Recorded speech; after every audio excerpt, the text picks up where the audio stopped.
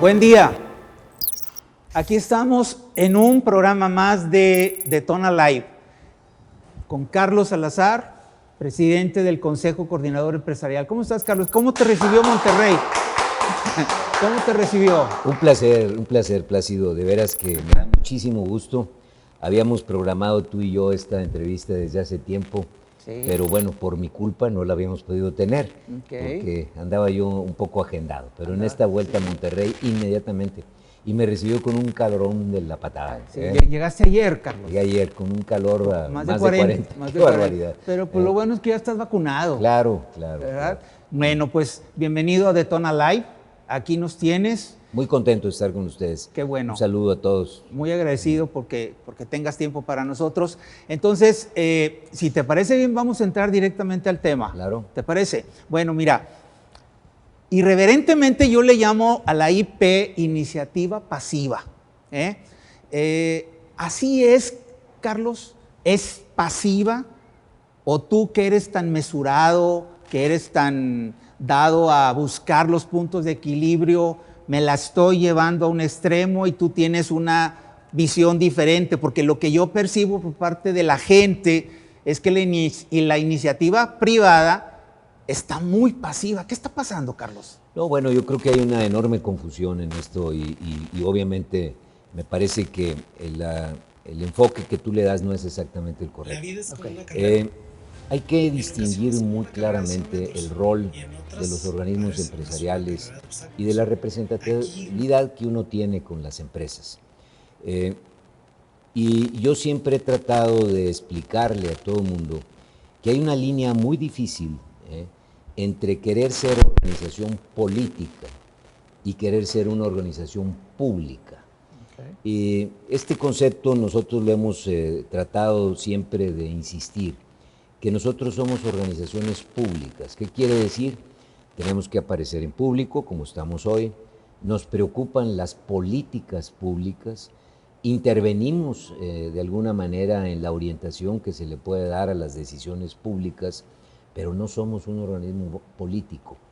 Y muchas veces las demandas, inclusive de reporteros tan importantes como tú, que han tenido cada vez más seguidores, y que, bueno, lo han hecho de maravilla. Yo de veras, Plácido, me complace mucho ver lo que has ido logrando. Gracias. Y la manera en que lo has hecho. Y por eso estoy aquí, porque me parece que de alguna manera colaboro y ayudo a lo que tú haces. Gracias, y yo lo respeto enormemente. Y en ese respeto, a veces se nos quiere confundir con organizaciones políticas. Okay. Quieren que tomemos posiciones políticas y que hagamos nosotros, como digo yo a veces, que nos vayamos al Zócalo, nos echemos gasolina en la cabeza y como si fuéramos un bonzo hindú, nos aventemos un cerillo en la cabeza y nos quememos en aras de nada. Porque muchas de las protestas que están haciendo pierden la perspectiva de lo que es la política pública. En este país, y por eso tenemos el que ganó, y por qué ganó con tantos millones de votos, es porque de alguna manera hizo un diagnóstico correcto de lo que le pasa a México. Y parecería ser que se nos olvida que tenemos millones de pobres, que tenemos una desigualdad enorme, que tenemos una falta, y es lo que a mí más me mueve en esto, una falta de movilidad social en los jóvenes impresionante.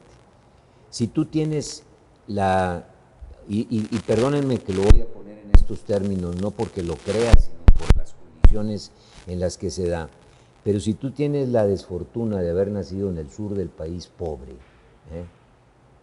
sur del país y pobre, tu probabilidad de mejorar en tu estrato social, obviamente estoy hablando de economía, es tan baja como que se acerca al 1 o al 2%.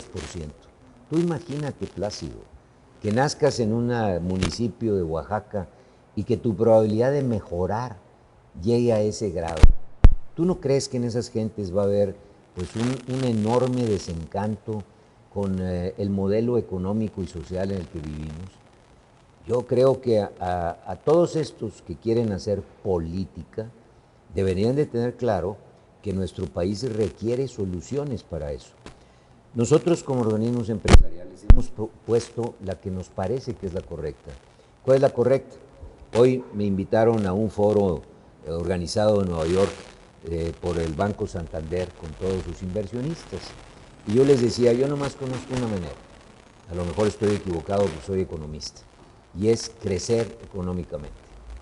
Un país que no logra crecer, y nosotros no hemos podido crecer económicamente, hemos crecido al 2,5%, en una población joven, creciente, que excede ese 2% como entrada a la actividad económica como agentes económicos. Ahorita te doy una cifra que me parece a mí desastrosa de nuestro país. Bueno, si no crecemos al menos al 4%, pues este país va a generar cada día más pobres y más pobres y más pobres. No tenemos la solución.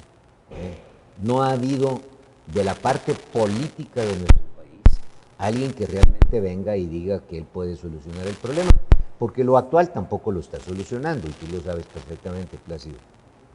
Tenemos programas que yo les llamo de curita. Estamos tratando de mejorar la forma en que tradicionalmente se han hecho programas sociales en el país. No es la primera vez que el presidente de la República tiene un programa social de su generación. Esto lo venimos viendo reiteradamente. Algunos han sido más eficaces, algunos han sido inclusive más eficientes, pero hoy vemos un programa en donde la eficacia se busca con la entrega directa, promoviendo otro problema que es al que me quiero referir también, Plácido, la informalidad del país. Y déjame darte la cifra más desgarradora que tenemos. En México tenemos 56 millones de personas como población económicamente activa. 56 millones de personas. Más nos envidiaría, como digo yo, Francia, Italia, España, Inglaterra, cualquier país europeo, el que agarres. Diría, qué barbaridad, ¿qué haría yo con 56 millones de personas que salen todos los días a la calle a trabajar? Puedes construir lo que quieras, puedes organizar lo que quieras. Es la fuerza más importante. La historia te dice que las grandes masas de población hicieron transformaciones importantísimas. China logró hacer lo que hizo porque tiene población, tiene esa fuerza laboral que de una manera organizada y orientada puede lograr objetivos increíbles. Bueno, ¿qué hacemos con los 56 millones de población económicamente activa? Ahí va la cifra desastrosa. Solo 20 tienen trabajo formal. 20, Plácido.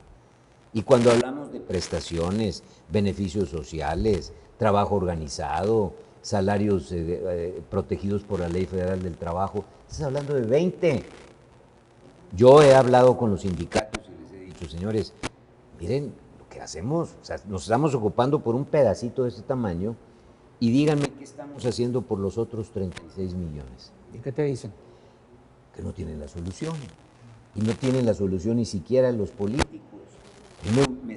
Me encantaría estar oyendo, ahorita que estamos en elecciones, gente que promoviese qué va a hacer con esos 36 millones. ¿Y los empresarios qué dicen, Carlos? Nosotros, empresarios, estamos ocupados de esto. Fíjate todo lo que hemos hecho en esto. Y claro, se empieza a criticar que quieren que nosotros tomemos la bandera política y salgamos a plantear situaciones políticas. ¿Qué dice? Nosotros hemos sido los promotores de una nueva Ley Federal del Trabajo, donde se le ha dado más derechos a los trabajadores y se les ha tratado de organizar de una manera más adecuada su inclusión dentro de sus sindicatos. Hemos promovido los aumentos salariales más grandes que se han dado, eso no los consigue la autoridad, los consigue la autoridad que saca de la bolsa el salario y lo paga. Entonces, los salarios han aumentado más que en cualquier momento de los últimos 30 o 40 años, promovido por los empresarios y por las organizaciones empresariales, que se nos achaca de pasivos. Yo digo, Chihuahua, si fuéramos pasivos, mira lo que está pasando. Hemos promovido la reforma del sistema de pensiones más importante que se ha hecho en México en todos los últimos años, yo te diría en los últimos 50 años. Reforma que en otros países, en Francia tiene más de 10 años la discusión del sistema de pensiones y no pueden concluirla. En todos los países latinoamericanos se habla de la necesidad de reformar las pensiones y no lo han logrado. Nosotros lo logramos en México. ¿Con qué? Con la promoción empresarial, con un orden empresarial, con un convencimiento del empresario que requiere pagar más por el factor trabajo. Y cuarto, lo último que hemos hecho, lograr una diría yo, negociación adecuada al sistema del outsourcing, que también a veces se critica por querer criticar, ¿verdad? Pero nosotros dijimos desde el primer día que estamos en contra del outsourcing inadecuado, el que no le paga sus beneficios a los trabajadores, el que abusa del trabajador y el que va de impuestos. La nueva reforma evita eso, pero sí permite el especializado, permite que tú tengas trabajadores aquí en tu lugar de trabajo, en donde pues algunos de las actividades que están a tu alrededor sean perfectamente legales dentro de la nueva estructura de la ley. Todo trabajo especializado puede ser trabajado como una subcontratación. Okay. Todo. Adicionalmente a eso conseguimos que todo lo que le llaman en las empresas shared services, servicios compartidos, también se permita. Okay. De tal manera que esa queja de que las empresas van a perder la posibilidad de que su departamento contable supervise no, legalmente se puede. Y lo más importante, logramos arreglar el problema del reparto de utilidades, que tenía 50 años pendiente, nada más 50 años. Okay. Todos los años se le pedía al presidente en turno que revisáramos lo del reparto de utilidades. Y se le había dado la vuelta por todos lados hasta hoy. Yo hubiese querido un tope menor, lo digo abiertamente a tu público, porque me parecía que las empresas podían perder competitividad, pero me parece que 90 días de tope al reparto de utilidades es un buen arreglo para el empresario y un buen arreglo para los sindicatos. Entonces, si tú me dices que estamos pasivos, yo digo, bueno, okay.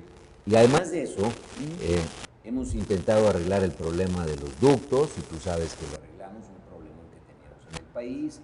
Hemos hecho nuestras propuestas clarísimas a por qué la ley eléctrica no iba a funcionar como estaba promovida. Hemos hecho propuestas en todos los frentes. El que tú agarres, ha habido una propuesta del sector empresarial organizado, de las 12 organizaciones que yo represento, tratando de conducir mejor la política pública. Muy bien. Suena bruto, Carlos. Y suena bruto, y lo digo sin irreverencia. Suena padrísimo. Mira, aquí entre el público está Sergio Arturo Vela, a quien tú conoces. Muy bien. Él es presidente de Buffett Internacional.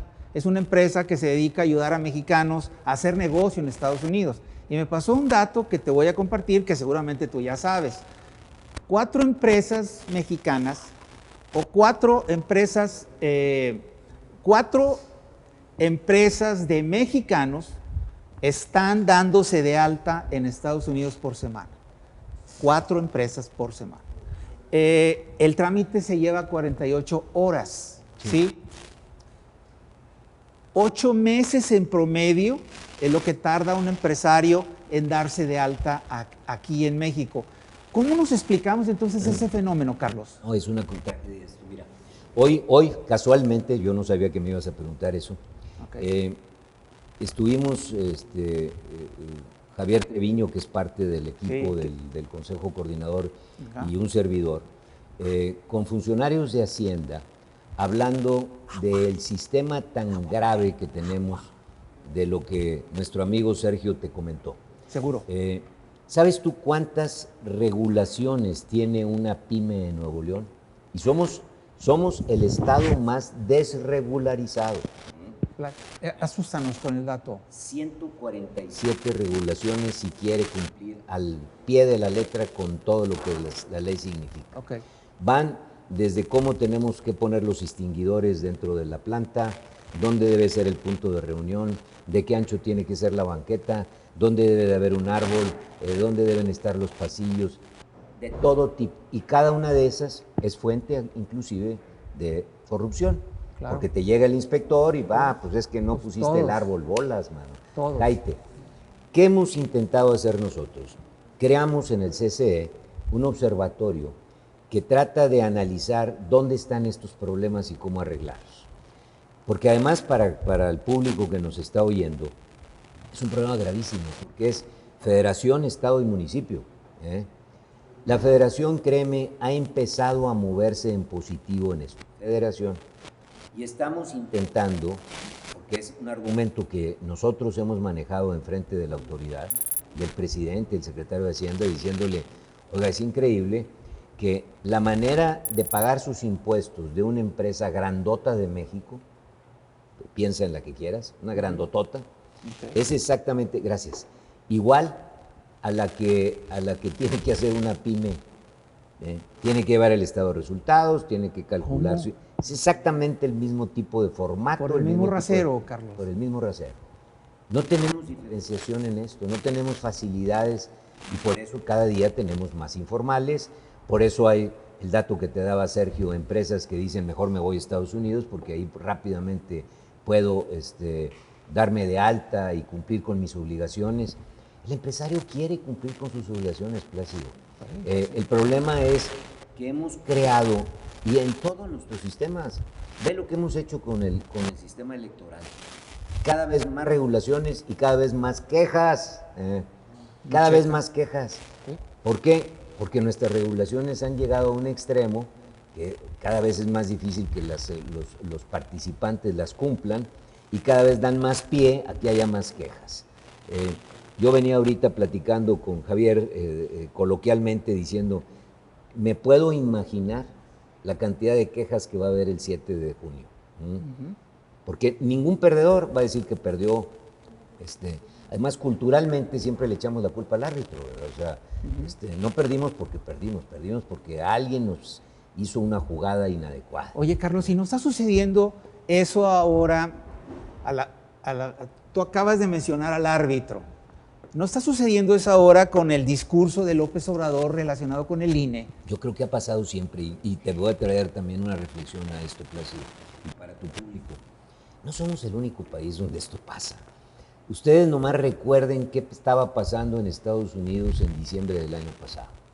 Recuerden, por favor, y que no se nos olvide a los mexicanos, el 6 de enero, la toma del Capitolio por el grupo... De choque. Pero además... el que representaba al perdedor. Perdedor. Tomando el Capitolio, en el país más importante del mundo, en el país ejemplo de la democracia, y nos asustamos porque aquí hay discusiones gritándole al árbitro. Me parece, yo me he tenido la fortuna, como lo sabes, Plácido, de andar por medio mundo tratando de hacer crecer los negocios de la compañía donde yo trabajaba. Y pude constatar que la democracia casi te lleva de la mano.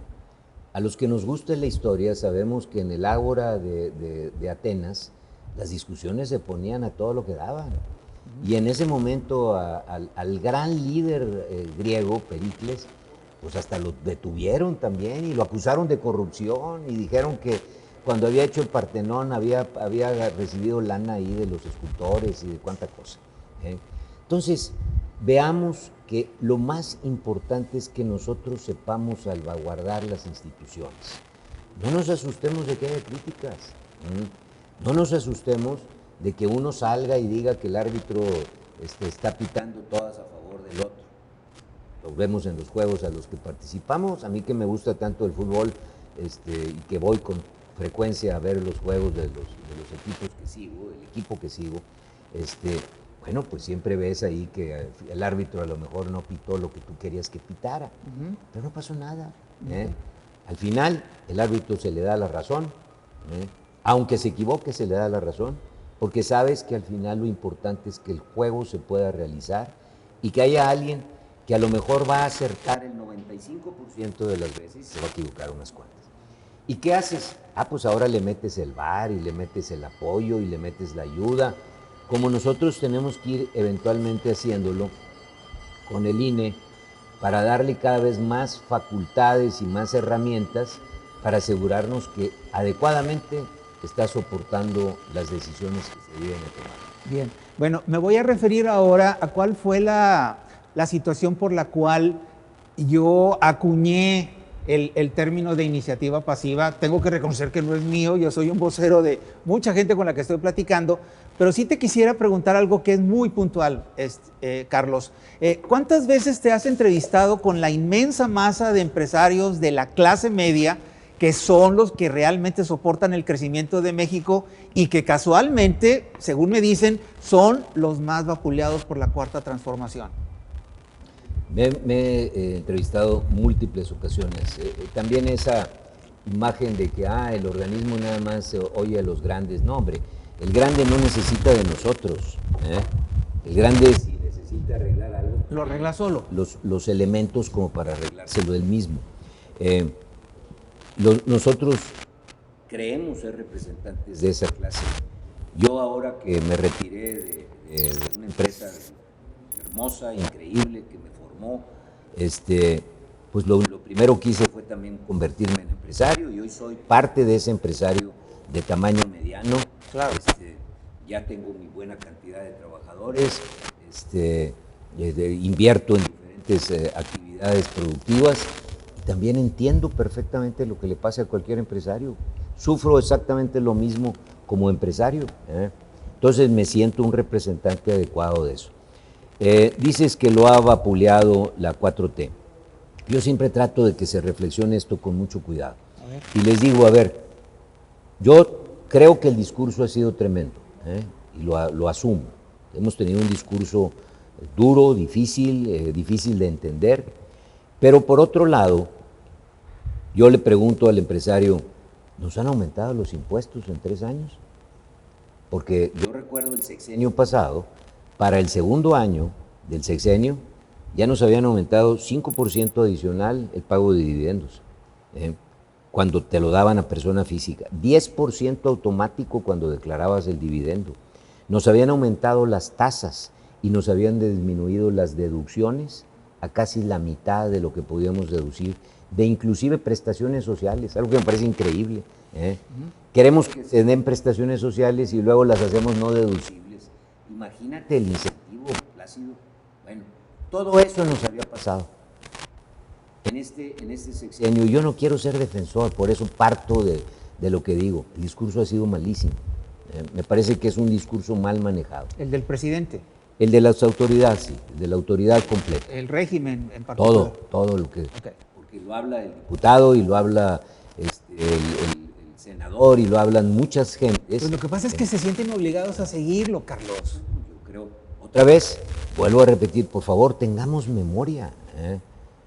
Nosotros hemos tenido la dificultad de hacerle ver a la autoridad ahora y hacerle ver en el pasado de que nosotros también estamos en desacuerdo con los corruptos, con los que no cumplen con las normas, con los que no pagan sus impuestos adecuadamente. Toda esa cosa que sale a veces de que, es que los empresarios no pagan impuestos. Digo yo, bueno, estos sí que están mareados. El gasto público este año va a llegar a 5.6 billones de pesos. El gasto público. Gasto público, 5.6, puede ser que a 5.8.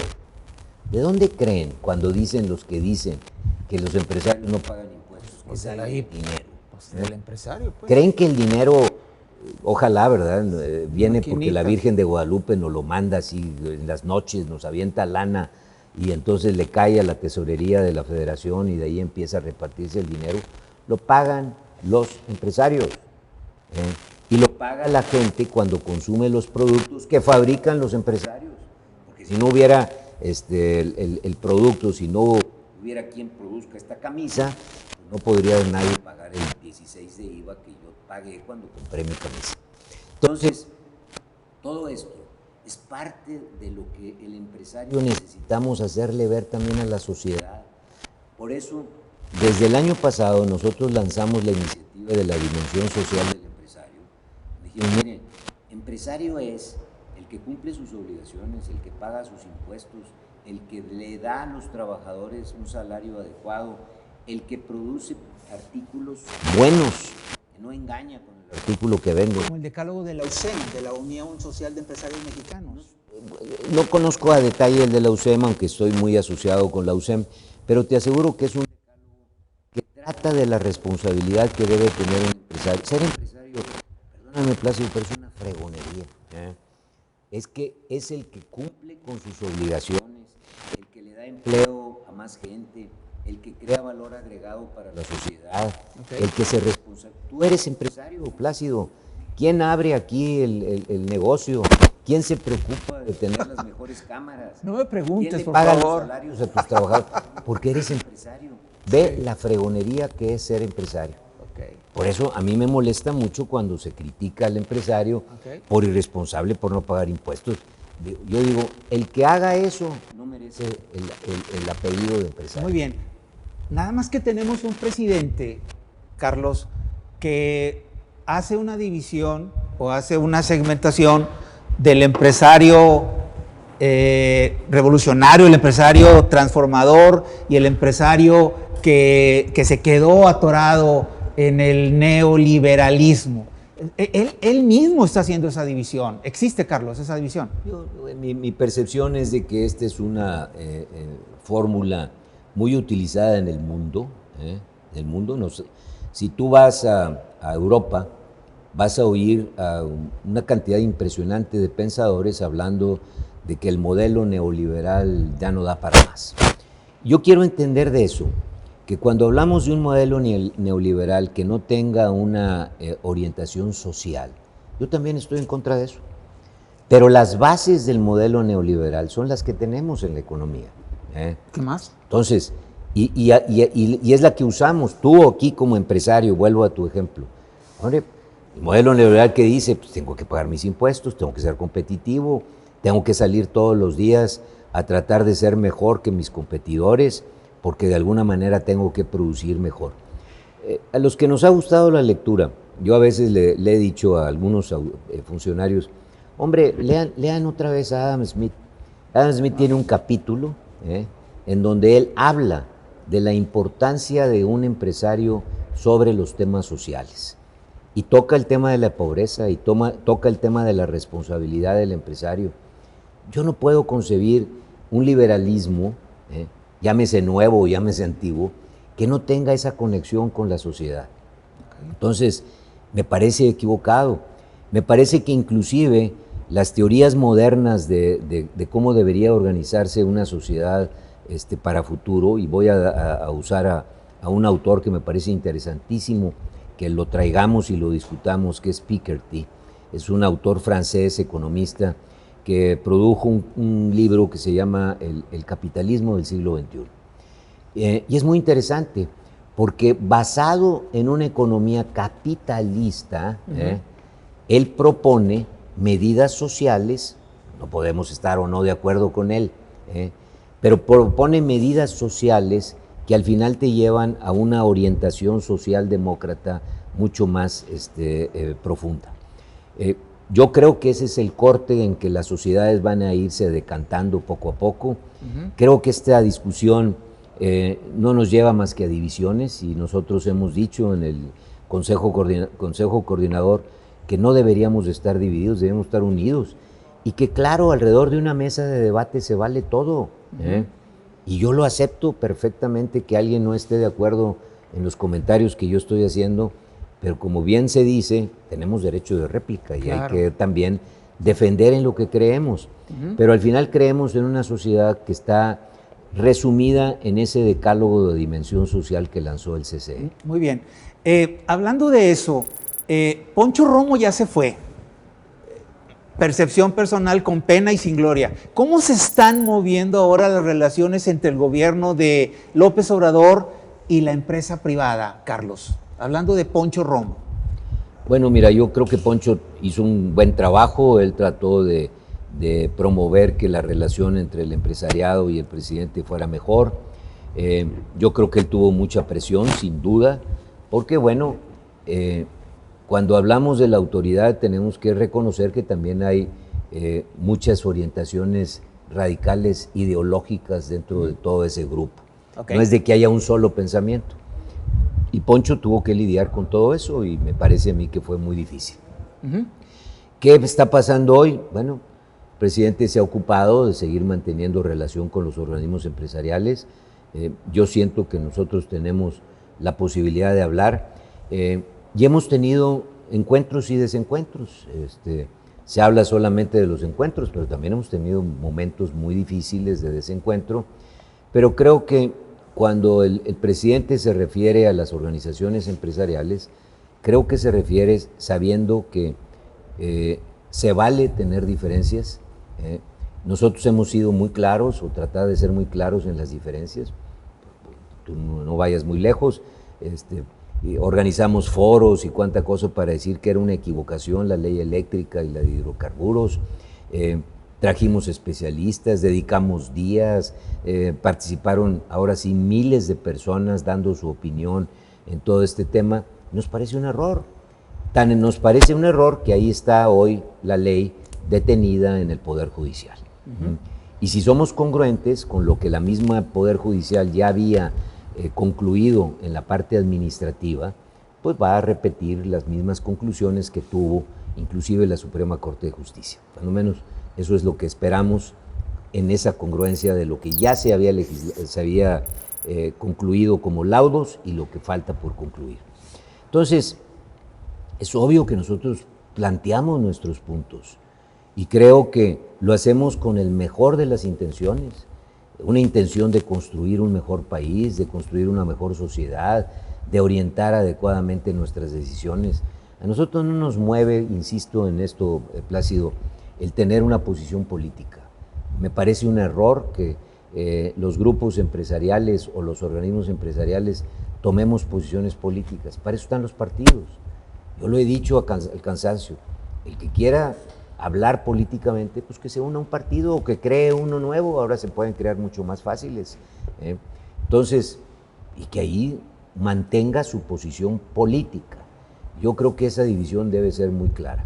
Bien, ahora estoy muy pendiente de que te tienes que ir a una hora determinada, Carlos.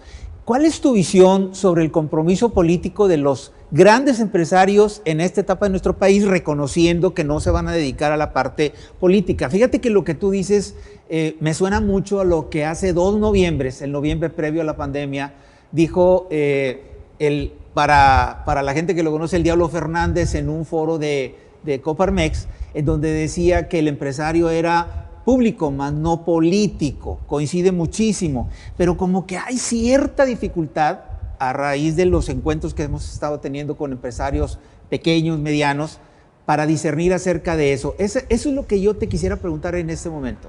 Es que también, por eso es difícil esta percepción, Plácido.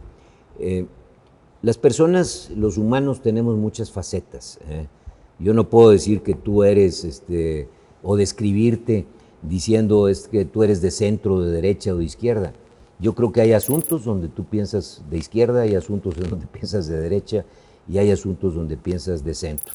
Y a lo mejor en tu gran promedio eres un hombre de centro, o un hombre que tiende más hacia la izquierda o más hacia la derecha. Yo creo que en el caso de los empresarios hay que juzgarlos cuando ellos tienen que hablar por su empresa a que cuando ellos hablan como ciudadanos. Yo creo que como ciudadanos todos tenemos derecho a tener nuestra posición personal. Y tú cada vez que llegas a una casilla de votación, pues vas a decidir lo que a ti te parezca mejor para tu propia comunidad.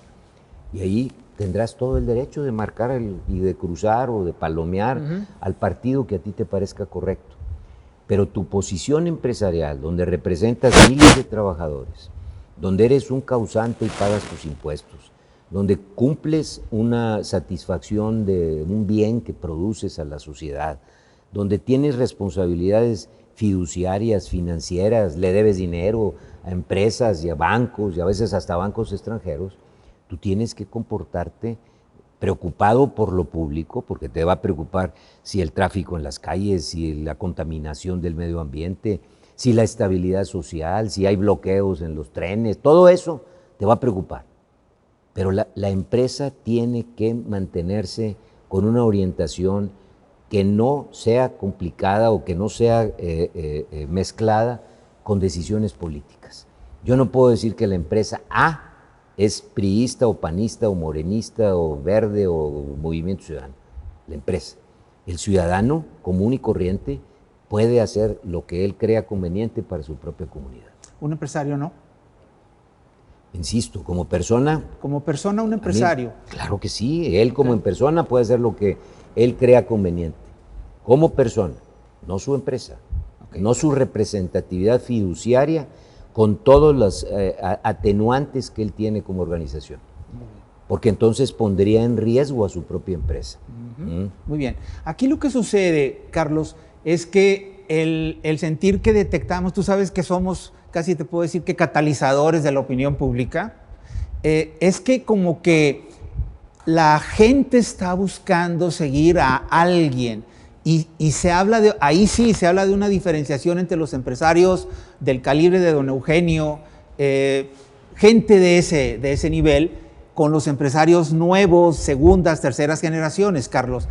Como que se les veía más... No, ahí hay una enorme confusión, creo yo. A ver.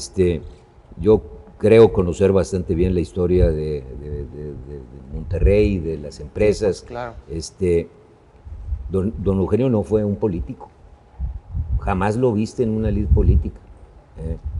Fue un hombre que defendió a la empresa y promovió soluciones sociales desde la empresa.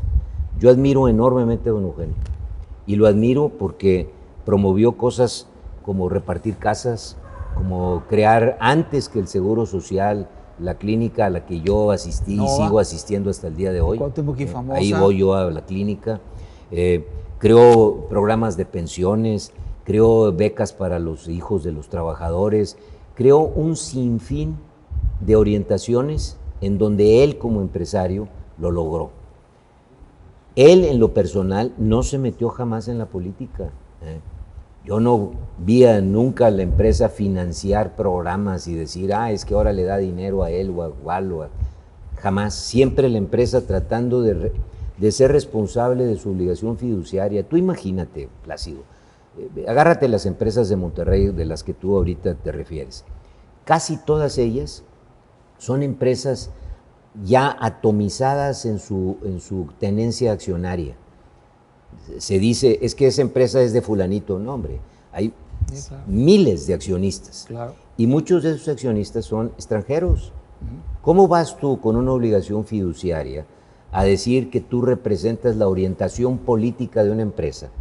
Sería una barbaridad el que lo haga, porque estaría entonces a lo mejor a una señora que tiene su dinero invertido y que pertenece al programa de pensiones de los maestros de Nueva York y compraron una acción de una empresa regiomontana. Tú imagínate, te la estás llevando tú en el camino a decidir cuál es la orientación política de esa empresa. Acabo de estar en una empresa que es muy atomizada, un banco extranjero, del cual soy consejero. ¿Sabes cuánta gente había en la asamblea participando? Dime. Porque ahora se puede a través de los medios. Pues, 140 y tantas mil personas. Y luego dicen, no, es que ese banco pertenece a fulanito. No, hombre, las compañías cada vez son más atomizadas, más gente que participa. Por eso se tiene que tener una enorme responsabilidad del dirigente de la empresa, de cuál es su rol político otra vez y público. Ahora vuelvo a la decisión de la persona. La persona, y yo estoy seguro que te pasa lo mismo a ti y a los que nos están viendo, en un trienio a lo mejor votan por un partido y al siguiente trienio votan por otro. ¿Por qué? Porque la orientación de la persona, los resultados que está teniendo el partido, son los que a él le satisfacen. Aquí otra vez tenemos que saber diferenciar. Tú me puedes decir, hay personas que son dueñas del 100% de sus acciones y quieren involucrar a su empresa junto con esto. Yo te diría, sí hay uno que otro.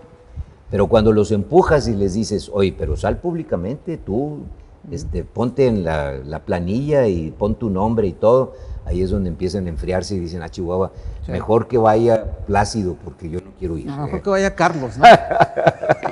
Que vaya otro porque yo no quiero. Ok, ahí va otra pregunta. Carlos, ¿existen los oligopolios en México? Sí, en todo el mundo. Yo creo que sí, y creo que por eso es tan importante el rol de la Comisión de Competencia. Yo te puedo decir que en mi etapa de empresario de las empresas grandes de Monterrey, sufrí a la Comisión de Competencia. Sufrí quiere decir que, bueno, me regularon. Sí, te regularon. Sí. Y y pude entender la importancia que eso tenía. Porque yo estoy convencido que las regulaciones que nos impusieron fueron en beneficio de la empresa y de los demás participantes dentro de la industria.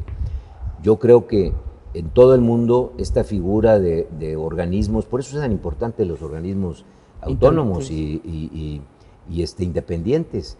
Y un ejemplo es la Comisión de Competencia. Yo creo que ha tenido magníficos presidentes y a veces se les califica inadecuadamente. A los organismos. A los organismos. Okay. La Comisión de Competencia tiene que hacer su papel y lo está tratando de hacer correctamente en beneficio de la sociedad.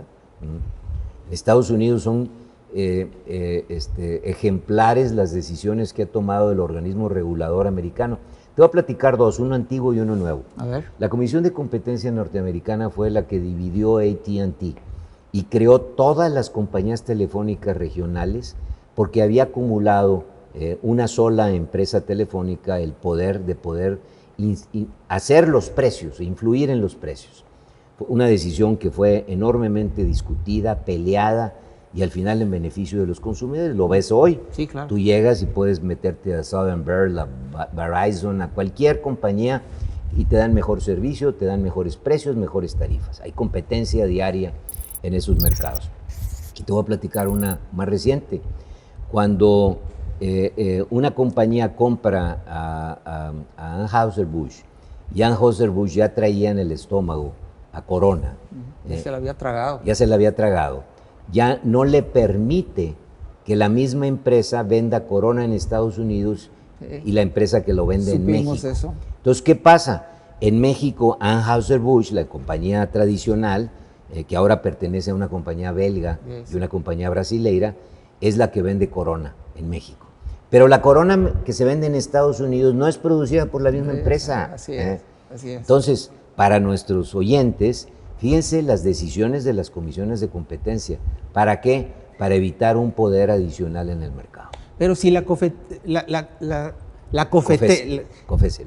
estuviera haciendo su jale, ¿lo está haciendo? ¿Habría tantos oligopolios que le están pegando bien duro a la actividad empresarial, yo creo que esos están siendo cada vez más combatidos y yo te diría que si esos oligopolios tienen influencia en el precio, yo te diría que hay más oligopolios ahora del lado público. En la medida en que la ley esta nueva de hidrocarburos y de eléctrica, pues por eso la COFECE se opuso, pues va a tener un poder de ponerte los precios a ti, consumidor de electricidad, y a mí, consumidor de electricidad. En la medida en que haya más, pues vamos a tener la posibilidad de que los precios sean diferenciados. Okay. Mucha gente dice el caso de la telefonía. La telefonía tiene competencia y hay competencia. Hoy el negocio más malo de la telefonía es Teléfonos de México. ¿Por qué? Pues porque el teléfono fijo ha perdido todo el encanto que tenía en el pasado. Y tiene valor, ¿por qué? Pues porque es un negocio muy grande, porque sigue habiendo mucha gente que sigue usando el teléfono fijo y porque tiene las redes. Las redes tienen un valor que cada vez va a ser más importante. Entonces, todo eso habrá que verlo dato por dato. Hay otras compañías que tienen poder oligopólico, sí, pero si abusan del poder oligopólico tratando de poner sus precios, la Comisión de Competencia los va a demandar y tiene muchísimas demandas abiertas contra este tipo en este momento. En este momento. Ok, tú vas a ser presidente del Consejo Coordinador Empresarial, ya vas para el segundo año. Tercero.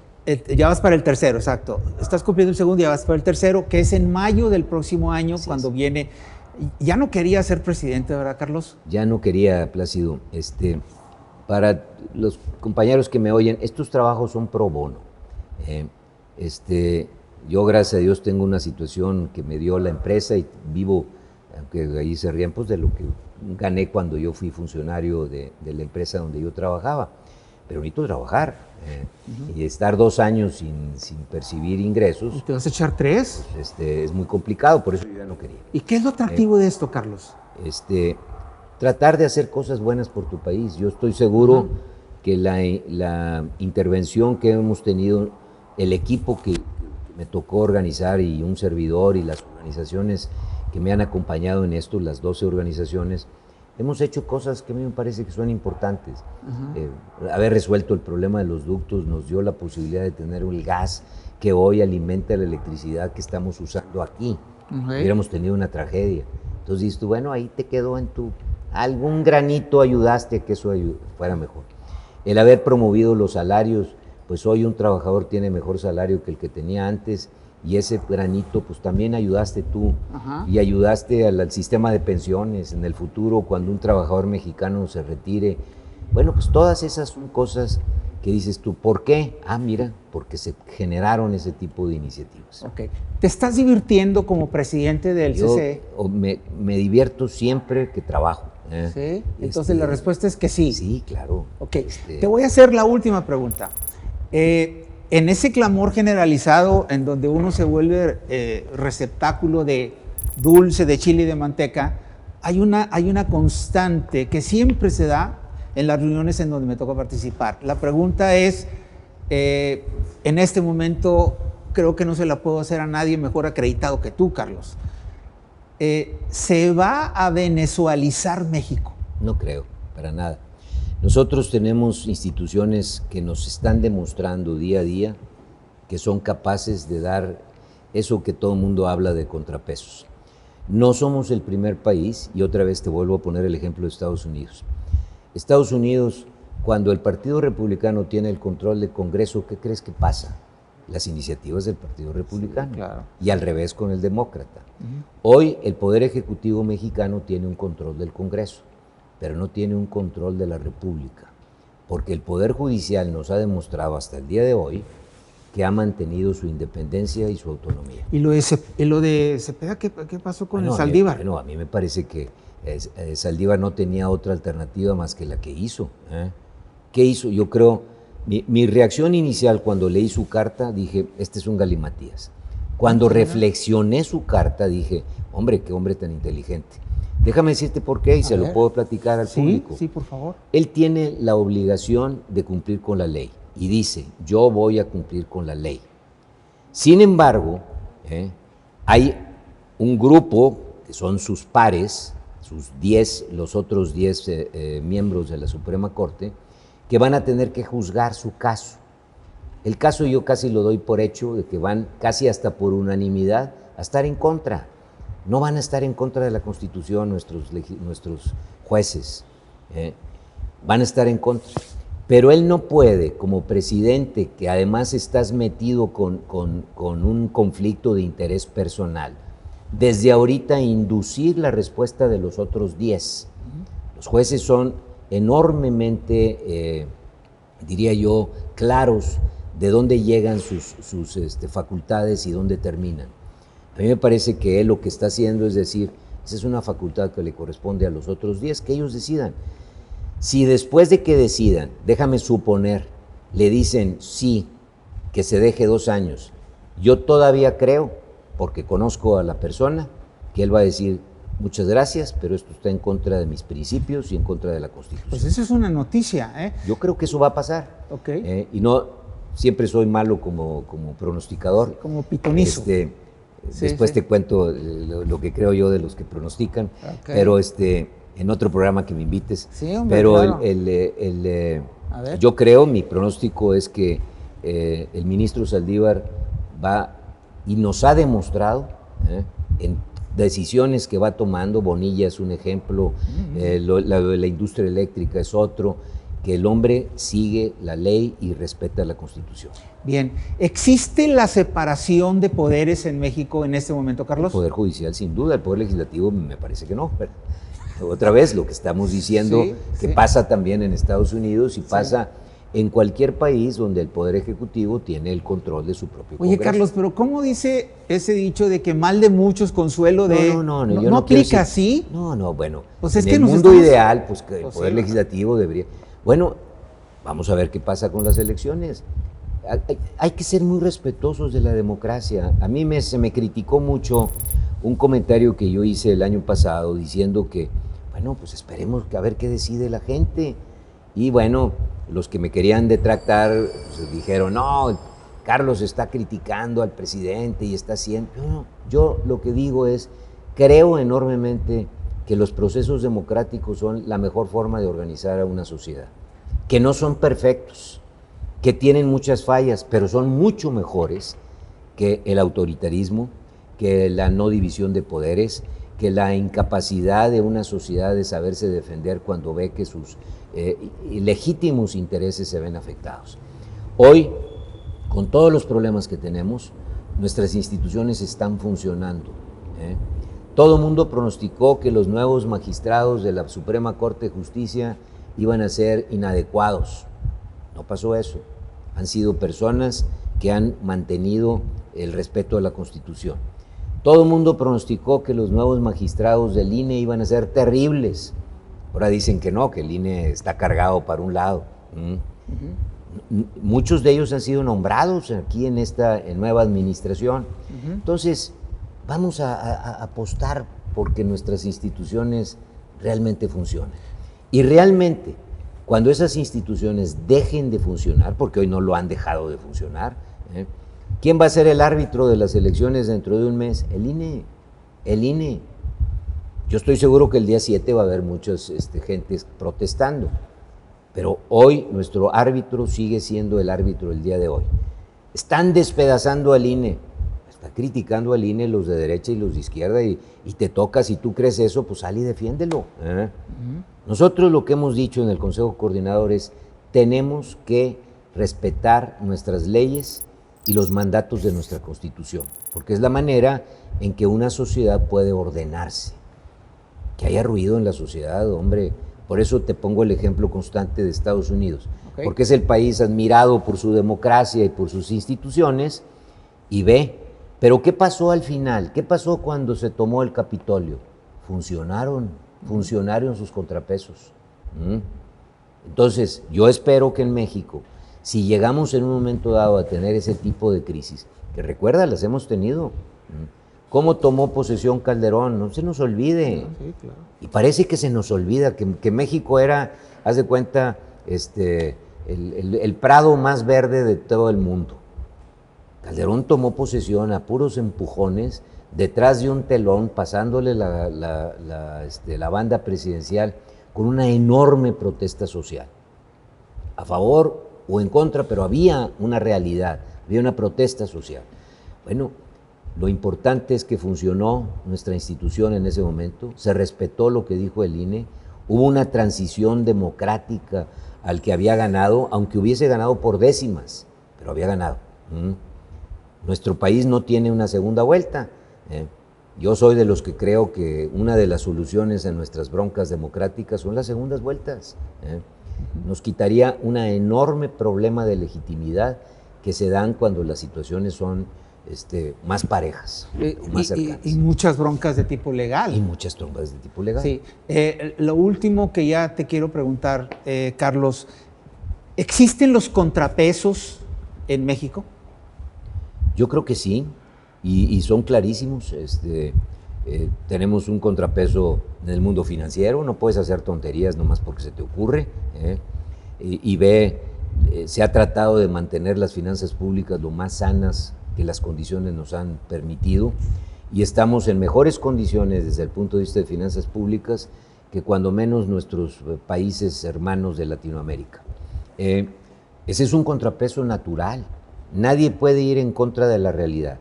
Tú puedes pensar misa, pero al final la economía te pone en tu lugar. Tenemos contrapesos institucionales, hay organismos autónomos, algunos amenazados, pero no, hasta el día de hoy no se han cambiado. Hasta el día de hoy. Y cuando haya esos intentos de cambiarlo, yo creo que habrá muchas personas o habremos muchas personas que saldremos en defensa de algo que creemos que es básico para una democracia incipiente como la nuestra. Tenemos un poder judicial que nos ha demostrado hasta el día de hoy, tú me puedes decir, oye, mañana, no, hasta el día de hoy, toda decisión que ha llegado a ser controvertida, el Poder Judicial la ha detenido o le ha dado el laudo a lo que marca nuestra Constitución. Tenemos el contrapeso de la Constitución. Puede haber leyes y normas, pero al final la Constitución per se es un contrapeso de las decisiones que se puedan hacer. Yo no creo que todo esto que se habla a veces, de que no estamos llegando a Venezuela, yo viví Venezuela como empresario. Bien, en la Coca-Cola. En la Coca-Cola. Lo que pasó en Venezuela fue terrible, pero ahí, desde el primer día sabías que ya no había ninguna regla, ninguna. Anda en las redes un video del comandante Chávez ordenando expropiaciones. En México eso no se ha dado. Y tú recordarás también que en los momentos más críticos de nuestra historia, cuando un presidente quiso implementar expropiaciones de esa manera, bueno, fue el desastre total, porque funcionaron nuestras instituciones. Okay. Entonces, son incipientes, están con una enorme área de oportunidad, pero no las desechemos. Yo lo que le digo al público que me esté oyendo, contamos cuando menos con lo que tenemos. Hay que mejorarlo, sin duda hay que mejorarlo, pero no creamos que estamos desamparados y que no tenemos ningún contrapeso ante la sociedad. Bien. Carlos, te agradezco muchísimo esta plática contigo, ha sido muy reveladora, espero que te hayas divertido porque yo me divertí mucho. Yo también, y le agradezco mucho a tu público que cada vez es más plácido. Gracias. No hay duda que eres un periodista irreverente. Gracias.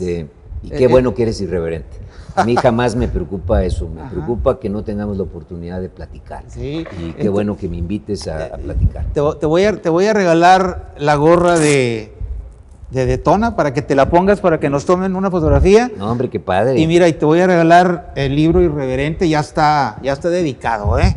Muchas gracias, yo porque un libro no se regala sin dedicatoria. Exacto, claro. Ahí lo tienes. Entonces, ¿nos paramos? Nos paramos para que nos hagan el favor de tomar una fotografía, por favor. Okay. Listo. Estamos al aire todavía. Ok. Vamos a tomar la foto oficial. Listo. Un aplauso para el señor. Muchas gracias. Muchas gracias, mi Carlos. Ha sido un placer estar contigo. Igual para mí, espero que tengas un buen viaje de retorno y ya sabes, aquí tienes tu casa. Y espero que mejor de lo que tuvieras. Déjame tomarte una